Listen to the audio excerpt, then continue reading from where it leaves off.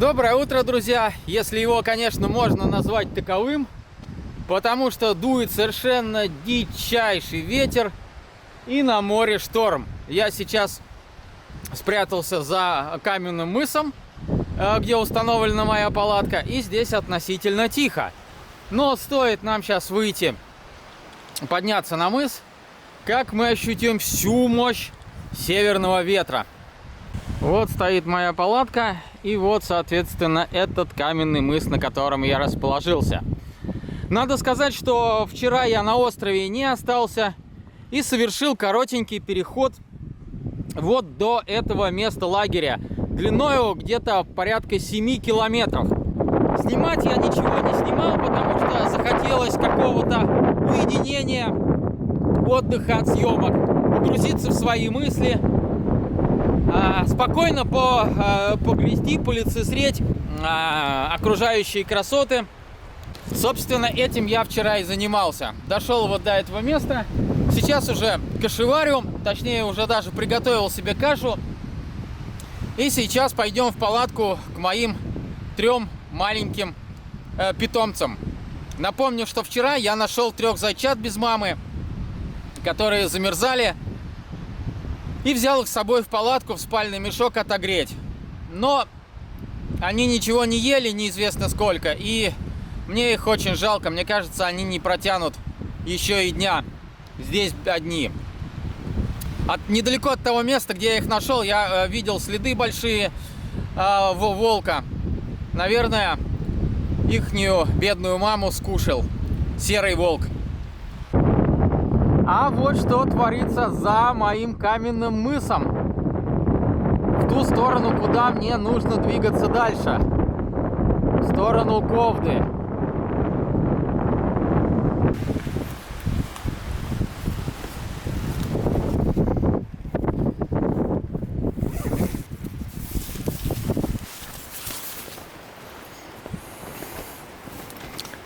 Так. Забираемся в домик, в палатку. Где у нас тут наши крольчата, бельчата, зайчата? Вот у нас тут домик у них. Вот они.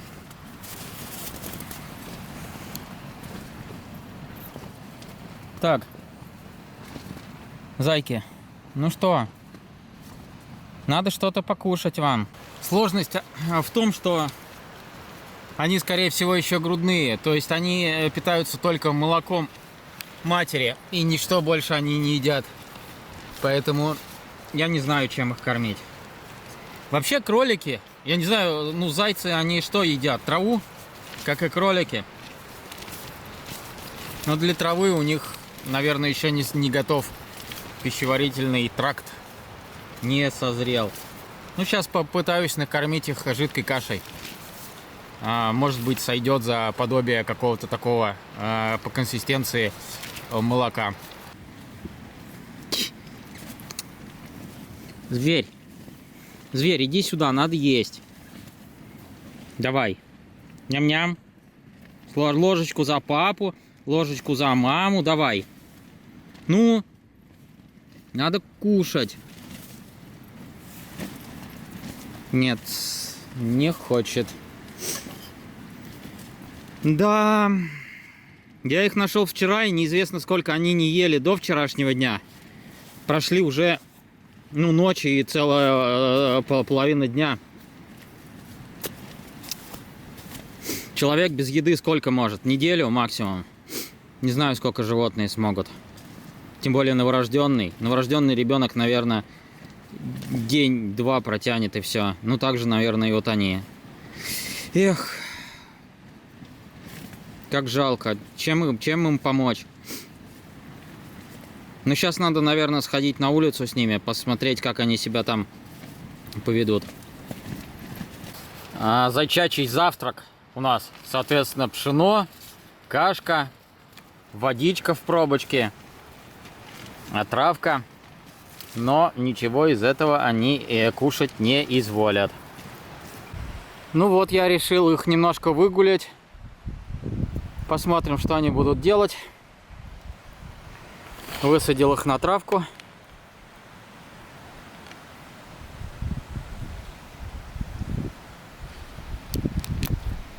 Понаблюдаем сейчас. Ну, они обратно ко мне бегут. Да. Я теперь их папа, судя по всему. Видно? Нет, не знаю. Ну, то есть они ко мне обратно. Вот тот вот, который самый дрожащий, он вообще неподвижный. Видимо, еды ему очень сильно не хватает. Ну, тепла. Эти более-менее. Ну, вон он ко мне опять.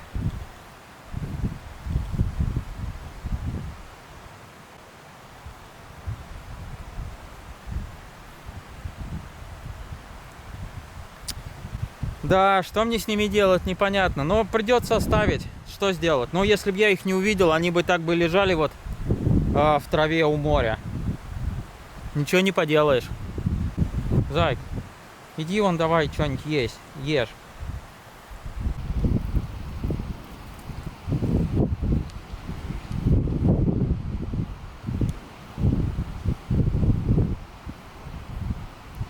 Ребята, давайте. Ищите себе пропитание какое-нибудь. Ну вот они начали травку щипать помаленьку. Надеюсь, что они освоятся.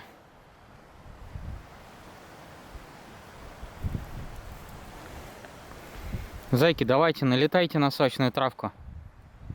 Моя команда. Эй, Малиська. Малиська. Малиська.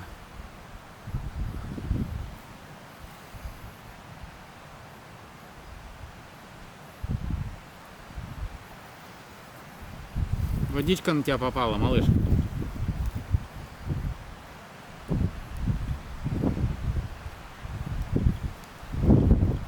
Ну что, к папе, да, к папе пошли все к папе.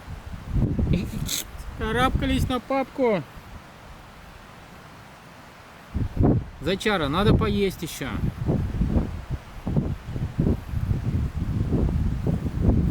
В палатку пойдем погреемся, но сначала нужно еще покушать. Давайте. Что вы тут едите? Ну, листок. Давай, ешь. Да.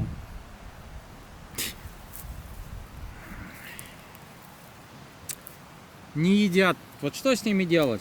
Вот кто так ожидал такого вот нежданной встречи? Как жалко-то, а? Вот оставлю их, завтра уеду. Сердце будет кровью обливаться, если они выживут. Как они здесь одни? Мне кажется, их даже птица может утащить. На самом деле, они же крошечные вообще. Ну, если тепло будет, еще ладно, они хотя бы не замерзнут. Но вот насчет еды я не понимаю. Тут, конечно, ключик вот рядом, пресная вода есть, они должны найти. Но вот еда...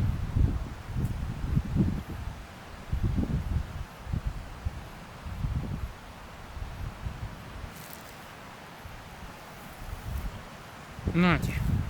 На. Нет.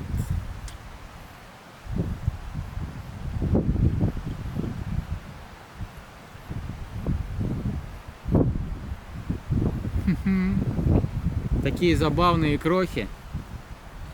Прям бы домой взял, конечно, но если бы сегодня был последний день похода, можно было из банки какой-нибудь вырезать типа переноски и взять с собой домой. Но увы.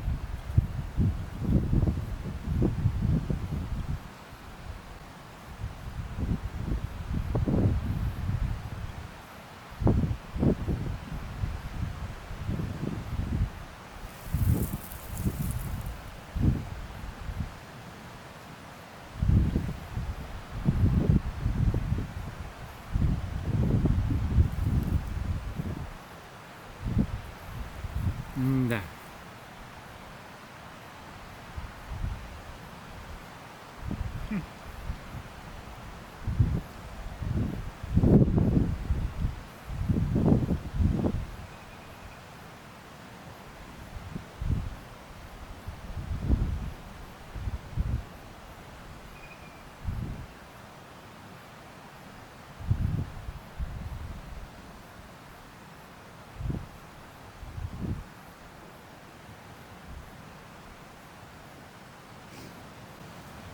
Надо еще сходить какой-нибудь травки поискать другой для разнообразия.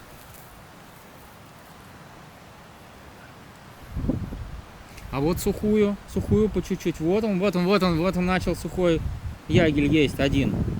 Вот умничка, давай кушай, солнышко. Давай. Вот это вот они сухую чуть-чуть едят.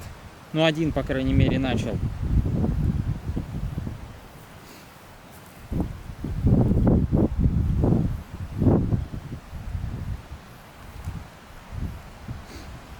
Вон уминает самый левый.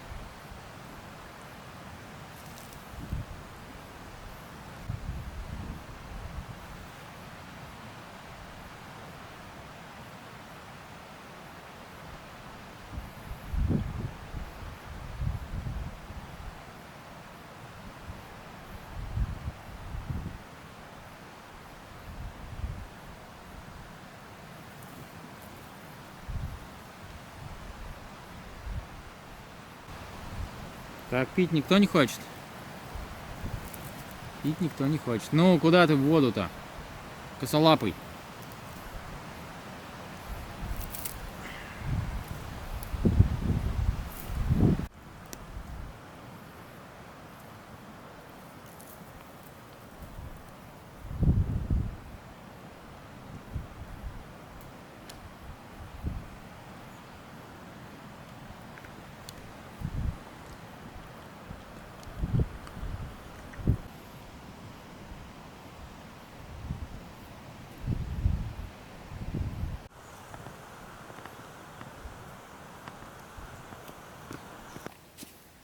Новый день, друзья, и новые приключения. Снова повторился трехдневный цикл погоды. Это значит, что 3 дня дул сильный ветер и на море был шторм.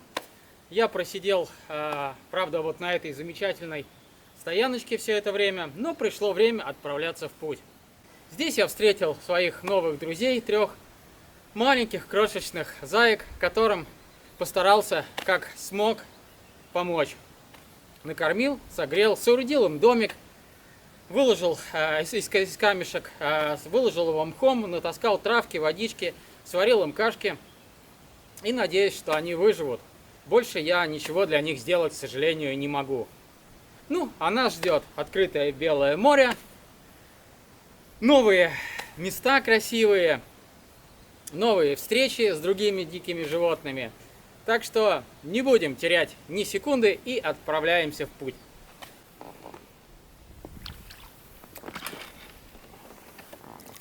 Так, ну что ж, отчаливаем потихонечку. Все-таки как переменчива погода на севере. Вчера тут набегали полметровые волны, вот буквально вот на этом самом месте, на камне. Пенилось все, шумело, дул ветризина, что приходилось ходить в зимней шапке, если выходишь из-за камня. А сейчас тишь, благодать. Нет, ну там, конечно, я сейчас тоже за камушками нахожусь. Сейчас мы чуть-чуть подальше выйдем, там будет небольшая рябь на море, но это все равно абсолютно не то, что было вчера. Предыдущий переход, как я говорил ранее, я не снимал, то бишь, который случился 3 дня назад. Прошел я где-то 7 с небольшим километров. Была россыпь небольших островков у меня на пути. В принципе, ничего такого сверхъестественного я не увидел и не случилось. Показался мне морской котик один раз. Ну, побросал спиннинг еще в проливчиках и рядом с островами, но безрезультатно. В общем, а не снимал я, потому что взял творческий, так сказать, отпуск. Реально давно замечаю, что каждый день снимать очень сложно. Ну вот прям нон-стоп. Я еще в кругосветке от этого очень устал. То есть постоянно выдавать эмоции, постоянно думать о том, что надо не забыть камеру включить, когда что-то происходит. отнимает морально очень много сил на самом деле, поэтому надо делать какие-то перерывы, когда просто пожить для себя, так сказать. И вот сейчас я сделал уже в этом походе раза 3, вот не снимал. И переходы, и стоянки. Ну, чтобы как-то накопить эмоцию. Ну вот, как я и говорил, небольшая рябь на море все-таки есть. Когда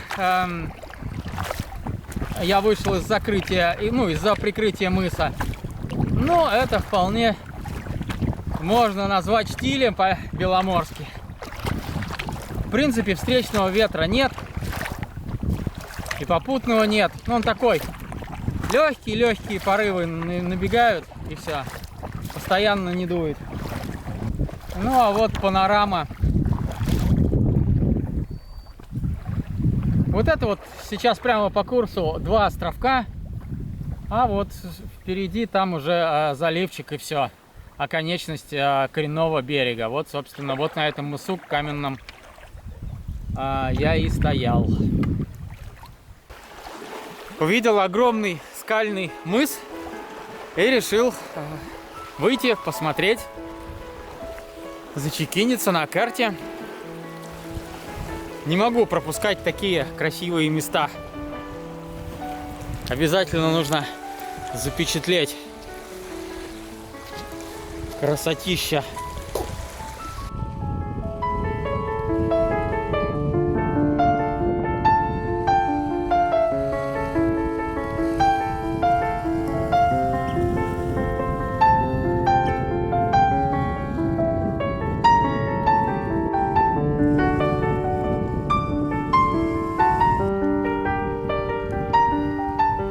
А вот получился как бы импровизированный гаражик для лодки. Ну, точнее, бухточка.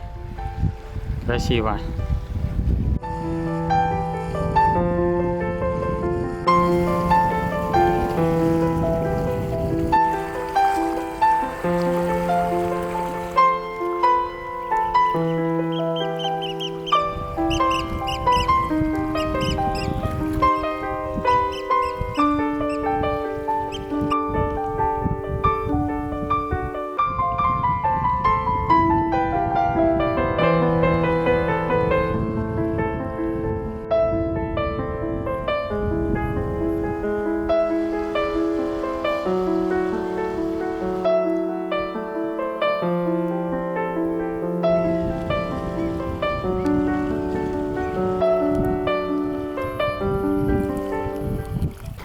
Вот, казалось бы, особой волны на море нет. Ну, такая мелкая рябь. Но вот эти вот волны мелкие, они настолько частые и резкие, что, ну, вертикальные в смысле гребни, что нос байдарки все равно, видите, постоянно прыгает. И они очень сильно тормозят, то есть байдарка все равно в них упирается. Вот, ну плюс все-таки дует еще встречный ветер, и поэтому приходится максимально сжаться к берегу, вот, прикрываясь какими-то отдельными там стоящими камнями, мысками, и здесь все-таки волна почище. Ох, сейчас байдарку, эту кепку сдует, вот. То есть вот прям видно, я сейчас по границе ряби, да, иду. Вот вода более-менее, а вот рябь. То есть буквально в 5 метрах от берега только более-менее лодка не так сильно скачет. А метров 10 уже все. Скачки. И плюс стоит бросить весло, вот я сейчас камеру включал буквально на несколько секунд, и на 5 метров назад отъехал.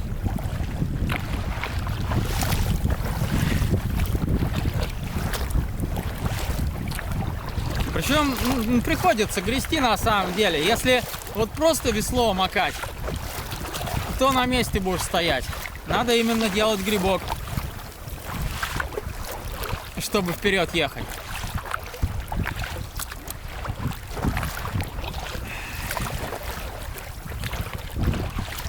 Что-то я не помню, чтобы вот так вот прям было в моих предыдущих походах, что прям каждый день дует. Причем 3 дня дует так, что вообще идти невозможно, и один дует сильно, но идти хоть как-то можно. Но может быть это связано с тем, что это все-таки июнь, начало июля, вот сейчас, по-моему, 5 или 6 число сегодня. Я обычно ходил до этого числа с 15 июля. Возможно, там погода подуспокаивается, но не знаю. Это мои предположения лишь. Греби! Гребу!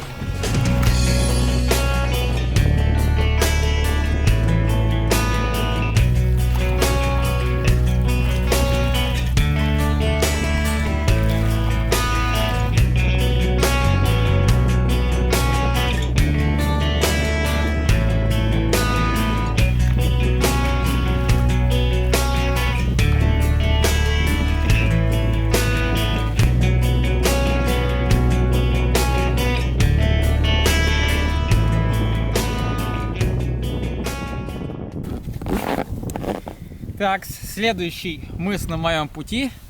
Я снова зачалился, чтобы дать отдых рукам и наоборот размять ноги. Греб больше часа. Весло вообще невозможно опустить ни на секунду, потому что тут же уносит назад и... Так, давайте зачекинимся, где мы с вами находимся. Мыс Верхний Наволок.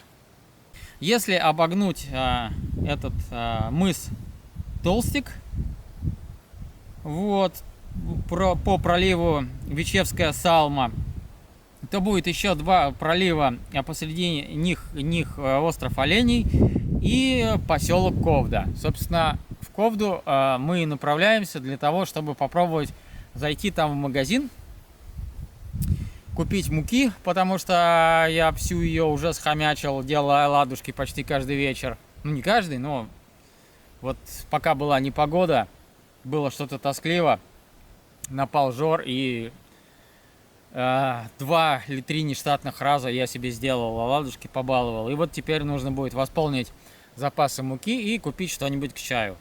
В общем, впереди Ковда. Сейчас нужно максимально близко подойти, чтобы утром уже выйти в населенку. Смотрите, какая прозрачность воды изумительная возле берега. Тут галечный пляжик. Просто кристальная вода. Ну что ж, давайте сходим, разомнемся, заодно и посмотрим, что тут из себя представляет этот мыс. Так. С пляжика у нас сразу начинается подъемчик. И тут все заросшее. Какие запахи. Просто сказка. Идется прям как по ковру. Утопаешь на... Ну, чуть ли не по колено нога туда проваливается. Настолько мягко. Это вот трава, как она, ягель, что ли, называется, по-моему. Так, ну и вот мы, собственно, вышли на мыс. О, какие там жирные утки. Вон они на мысу. Белая и 2 коричневых.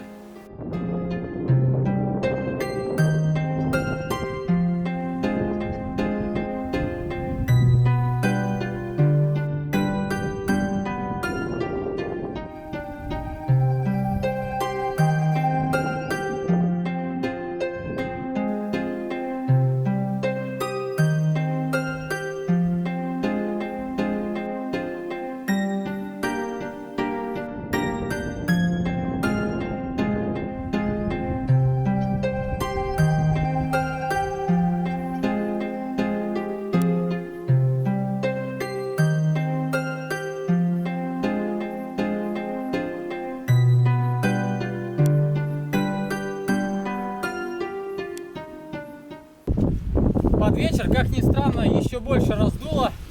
Поднялась приличная волна.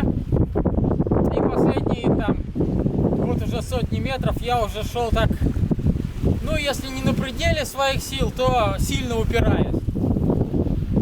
Время уже 5 часов вечера. И, собственно, я не вижу смысла ломиться. Вот первая попавшаяся высокий берег на мысу. И я решаю здесь остановиться лагерем. В принципе, сегодняшний норматив в 10 километров я выполнил. Думаю, что если завтра буду успокоиться, то к обеду буду в Ковде. А сейчас разгружаемся, ставим лагерь, ужинаем и потом либо расскажу историю, либо сделаю обзор какого-нибудь снаряжения. Погнали! Так, ну что ж, байдарку с вещами на берег вынес. Вот здесь вот планируется мое островище будущее. С большими валунами закроюсь от ветра. А сейчас пойдем посмотрим, что у меня тут открывается, какой вид с балкона. А с балкона, точнее, с террасы, открывается шикарный панорамный вид на море.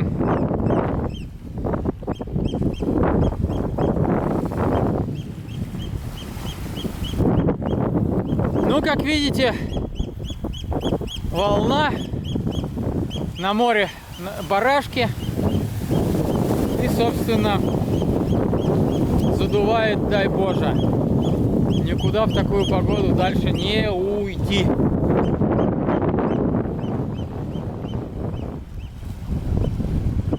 Вот откуда-то оттуда из дымки я сегодня пришел.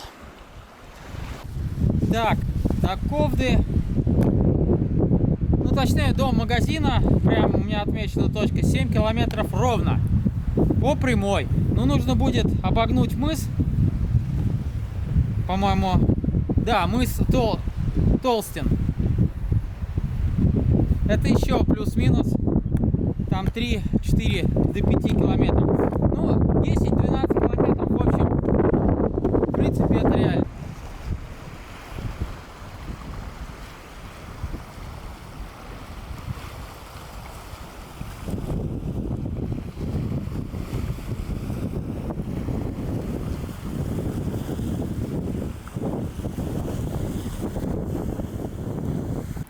Так, место для костра я нашел. Сейчас осталось найти место для палатки на этом склоне гранитном.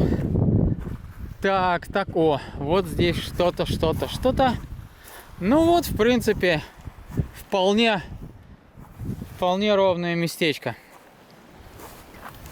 Даже лавочка есть. Ну, лавочка это не принципиально. Вот здесь палатки быть, я думаю.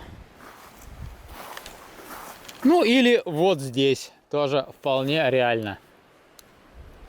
Там, возможно, где-то выше еще есть, но забираться я не буду, чтобы далеко не ходить.